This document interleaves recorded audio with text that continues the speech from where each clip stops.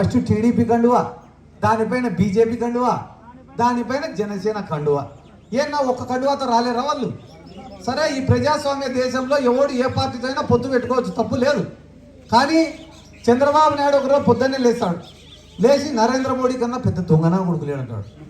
మళ్ళీ సాయంత్రం అయితేనే అదే నరేంద్ర మోడీ సంకెక్కిటాడు. మళ్ళీ రెండో రోజు వస్తాడు, రే కాంగ్రెస్ పార్టీ కన్నా పెద్ద దొంగనా కొడుకులేడు అంటాడు. మళ్ళీ సాయంత్రం అయితేనే అదే కాంగ్రెస్ వల్ల సంకెక్కిటాడు. మూడో రోజు పవన్ కళ్యాణ్ని తిట్టాడు, మళ్ళీ సాయంత్రం అయితేనే పవన్ కళ్యాణ్తో కలుస్తాడు. ఎవరితో అయినా కూడా 3 నెలలకు మించి ఎవరితో సంసారం చేయడు. 3 నెలలు సంసారం చేస్తే ఖచ్చితంగా విడాకులు తీసుకుంటాడు ఆయన. ఎందుకు మీకు ఇవన్నీ చెప్తానా అంటే, నరేంద్ర మోడీని నోటికి ఎంత మాట వస్తే అంత మాట తిట్టింది మేం కాదు. ఎవరు తిట్టారు? చంద్రబాబు తిట్టాడు.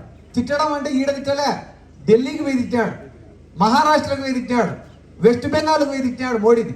నేను కూడా అడిగినా మా నాయన్ని ఒకరోజు, బా ఎంత ధైర్యం డాడీ, చంద్రబాబు నాయుడుకి ప్రధానమంత్రిని తిట్టాలంటే ఎంత ధైర్యం ఉండాలి ఒక మనిషికి అని అంటే, మా నాయన కూడా నీకు తెలియదులే అంటే, నాకేం తెలియదు అని. వీడు ఢిల్లీకి పోయి మోడీని తిడతాడు, కానీ మోడీకి తెలుగు రాదని పోయి తెలుగులో తిడతాడు వీడు. అంటే చంద్రబాబు నాయుడు ఏ పని చేసినా కూడా దాంట్లో నిజాయితీ ఉండదు, ఏది చేసినా కూడా మోసం, జూటా, అబద్ధమే.